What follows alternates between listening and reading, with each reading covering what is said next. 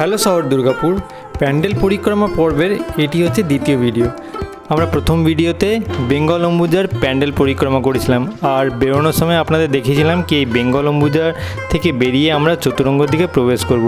আপনাদেরকে আরেকবার দেখিয়ে দিই, এই বেঙ্গল অম্বুজার গেট থেকে বেরিয়ে আমরা চতুরঙ্গর দিকে প্রবেশ করছিলাম। তাহলে এবার এই ভিডিওটাকে এগিয়ে নিয়ে চলি। এই আমরা চতুরঙ্গর দিকে এবার প্রবেশ করব। এই চতুরঙ্গর যে গেটটা, এই গেটটা দিয়ে আমরা এগিয়ে যাব চতুরঙ্গ মাঠের দিকে।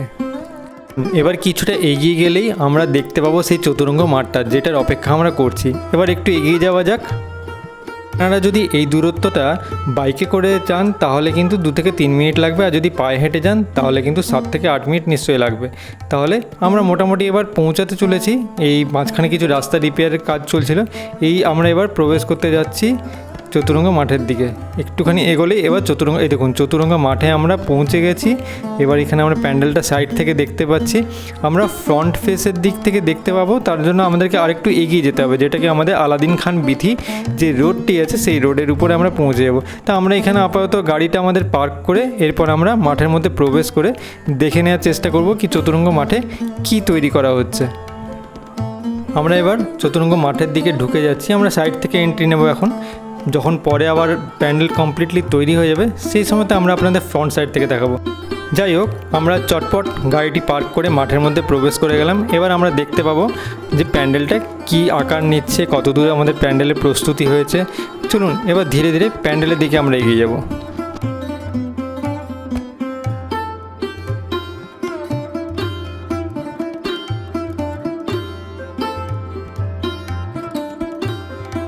প্যান্ডেলটা তো বেশ দারুণ তৈরি করছে, বোঝা যাচ্ছে দূর থেকে দেখে, কিন্তু মনে হচ্ছে সামনে যে এন্ট্রেন্সটা আছে সেই এন্ট্রেন্সে অনেকগুলো বাঁশ পাটা এগুলোর কাজ চলছে। হয়তো এই মুহূর্তে আমরা ভিতর দিকে প্রবেশ করতে পারবো না, তাও দেখানোর চেষ্টা করবো যে কি ভিতর দিকে কীরকম দৃশ্য আছে। ভিতর দিকে এক ঝলক আমরা ক্যামেরাটাকে একটু ফ্রন্টে নিয়ে গিয়ে আমরা দেখানোর চেষ্টা করবো যে ভিতর দিকে কী করেছে।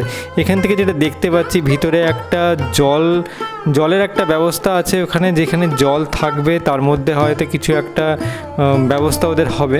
ঠিক আছে, সামনে একটা মন্দির দেখতে পাচ্ছি। চারিদিকে মন্দিরের যে এন্ট্রেন্স যেটা থাকে সেই এন্ট্রেন্সটা মুখে আমরা দাঁড়িয়ে আছি। আর চারিদিকে এখানে যেটা দেখতে পাচ্ছি চারিদিকে কাজ হচ্ছে, বাটাম বা বাঁশের কাজগুলো হচ্ছে চারিদিকে।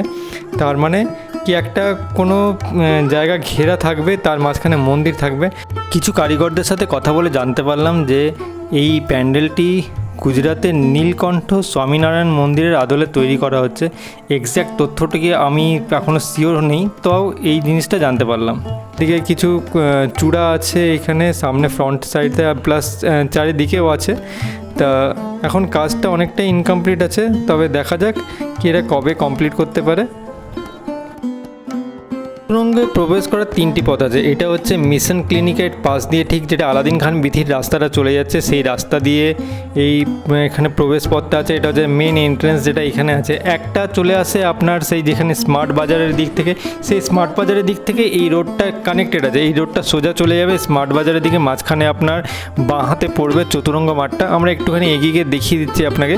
এই যে আমরা এগিয়ে যাচ্ছি ফার্স্ট এই এন্ট্রেন্স দিয়ে। তাহলে এই এন্ট্রেন্স একটা আমরা যেখানে এসেছিলাম সেটা হচ্ছে অম্বুজা থেকে যেই রাস্তাটা কানেক্ট করে মাঠের পাশে রোডটা, সেই রোড দিয়ে আমরা এসেছিলাম।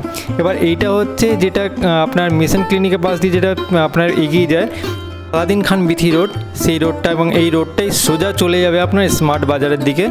আর তারপর আপনার এগিয়ে যাবো আমরা। এর আরেকটা রাস্তা আছে যেটা কি একদম সোজাসুজি মাঠের মুখে ওঠে, সেটা হচ্ছে আপনার বাল্ক সাপ্লাইয়ের পাশ দিয়ে যে রোডটা চলে আসে সেই রোডটা আমরা সেটাও দেখাবো। এই যে এইখানে আপনার যেটা ডান সাইডে একটা টার্নিং দেখতে পাচ্ছেন, এই রোড দিয়েও আসা যায়। এই সামনে আপনি একদম সোজাসুজি এসে এখানে ঢুকে যাবে আপনার মাঠের কাছে। তার মানে চতুরঙ্গ ময়দানে আসার জন্য 3টে রাস্তা। একটা রাস্তা যেটা দিয়ে আমরা অলরেডি এলাম বেঙ্গল অম্বুজা থেকে, আমরা চতুরঙ্গ মাঠের লেফট সাইডের রাস্তা ধরে এলাম। একটা রাস্তা হচ্ছে যেটা আপনার স্মার্ট বাজার থেকে একদম মিশন ক্লিনিকের পাশে যে সামনে দিয়ে যে রাস্তাটা আলাদিন খান বীথির মেন রোডটা যাচ্ছে সেটার থেকে আপনারা আসতে পারবেন। আর একটা হচ্ছে আপনার যেটা এই মাঠের সামনাসামনি যে একটা রোড আছে যেটা বাল্ক সাপ্লাইয়ের পাশ দিয়ে যায়, সেটা এই রাস্তাটা যেটা আপনাকে দেখাচ্ছি এই রোডটাই হচ্ছে আপনার যেটা সোজাসুজি চতুরঙ্গ মাঠের দিকে উঠে যাবে। তা এই তিনটে রাস্তা আপনার দেখালাম।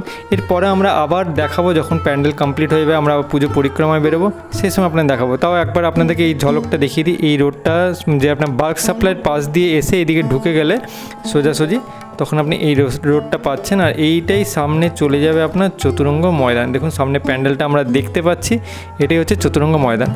আমরা এরপর এখান থেকে এগিয়ে চলে যাব, এটা বেরিয়ে যাব আমরা মিশন ক্লিনিকের পাশ দিয়ে, আবার ঘুরে চলে যাব, আমরা চলে যাব সেল কোঅপারেটিভে পুজো দেখতে। সেল কোঅপারেটিভে কিন্তু দারুণ পুজো হয়। দেখুন এখন গেটটা অলরেডি তৈরি, আর যেটা মনে হচ্ছে প্যান্ডেলটাও বোধহয় অনেকটাই তৈরি হয়ে থাকবে। চলুন তবে দেখে নেওয়া যাক যে কি প্যান্ডেলটা কতটুকু তৈরি হয়েছে, আর প্যান্ডেলটা কী আদলে তৈরি হচ্ছে সেটাও আমরা জেনে নেব। তাহলে এবার এই একটুখানি এগিয়ে গেলে এবার আমরা রাইট হ্যান্ড সাইডে টার্ন নিচ্ছি। এই রাইট হ্যান্ড সাইডে এখানেই হয় সেল কোঅপারেটিভ পুজোটা। ওই দেখুন প্যান্ডেলের একটা ঝলক আমরা দেখতে পাচ্ছি। এবার তাড়াতাড়ি আমরা প্যান্ডেলের কাছাকাছি চলে গিয়ে আমরা দেখব যে কি প্যান্ডেলটা কী আদলে করছে, বা আমরা জেনে নেওয়ার চেষ্টা করব। যদি ওখানে কোনো লোক থাকে, ম্যানেজমেন্টের লোক থাকে, তাহলে আমরা নিশ্চয়ই জানার চেষ্টা করব যে কি এটা কী আদলে কী প্যান্ডেল তৈরি করা হচ্ছে।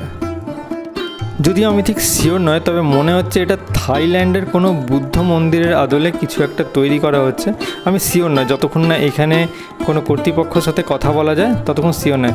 তবে কোনো কর্তৃপক্ষকে এই সময়তে দেখতে পাচ্ছি না, আমরা যেহেতু সকাল সকাল এসেছি। প্রথমে আমরা একটু প্যান্ডেলটা ঘুরে দেখে নিই কোথায় কী কতদূর প্রস্তুতি হয়েছে, তারপর যদি কোনো কর্তৃপক্ষের সাথে দেখা হয় আমরা তখন তাদের সাথে নিশ্চয়ই কথা বলবো। এখানে অনেকগুলো ড্র্যাগনের চিত্র দেখতে পাচ্ছি দেয়ালে। উপরে যেটা আপনার গুম্বদ আছে, সেই গুম্বদের এখানে যে কার্ভের যে ইগুলো আছে, সেই প্লেটগুলো আমরা দেখতে পাচ্ছি। তবে এই ড্র্যাগনগুলো দেখতে খুব ভালো লাগছে, ড্র্যাগনের চিত্রগুলো। আর দেখে মনে হচ্ছে কি এটা পাক্কা থাইল্যান্ডেরই কিছু একটা মন্দিরের আদলে কিছু তৈরি হচ্ছে। তবে নাম এখনও জানতে পারছি না, এখনও কোনো কর্তৃপক্ষের সঙ্গে কথা হয়নি। তো একটু ভিতরে ঢুকে দেখে নেওয়া যাক।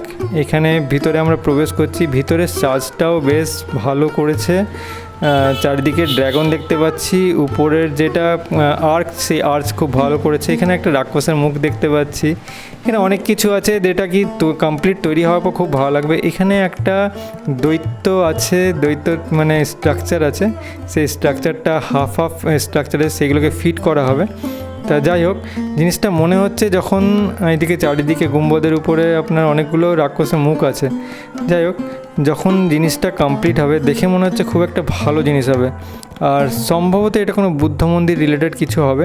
যাই হোক, আমি এখনও শিওর বলতে পারছি না, কিন্তু দেখে তাই মনে হচ্ছে। তবে প্যান্ডেলটা ভালো লাগছে। পিছন দিকে রেড আপনার ব্যাকগ্রাউন্ড আছে, আর এদিকে আপনার ড্র্যাগন বিভিন্ন দিকেই আছে। এই যে সিম্বলটা আছে, হাতের যে সিম্বলটা, যেগুলো মনে হচ্ছে বুদ্ধ মন্দির রিলেটেড কিছু একটা হবে। যাই হোক, আমরা এখানে বেশি কিছু দেখার নেই, বেশি কিছু বলার নেই আপাতত। কিন্তু মনে হচ্ছে কাজটা খুব দ্রুত গতিতে এগোচ্ছে, কাজটা শেষ হয়ে আসবে খুব তাড়াতাড়ি। কেন কি এবার দুর্গাপুজো আর বেশি দিন নেই। তাহলে এবার কাজটা দেখতে বাকি আছে কি দাঁড়াবে। এখানে আমার খুবই কিউরিয়াসিটি হচ্ছে কি এই রাক্ষসটা কোথায়। এটা মহিষাসুর তো নয়, কিন্তু এই রাক্ষসটা কোথায় দাঁড় করাবে, কীভাবে দাঁড় করাবে, আর এর সিগনিফিকেন্সটা কি সেটা জানার খুব একটা কিউরিয়াসিটি হচ্ছে। তা সেটা পরে জানা যাবে, দেখা যাক।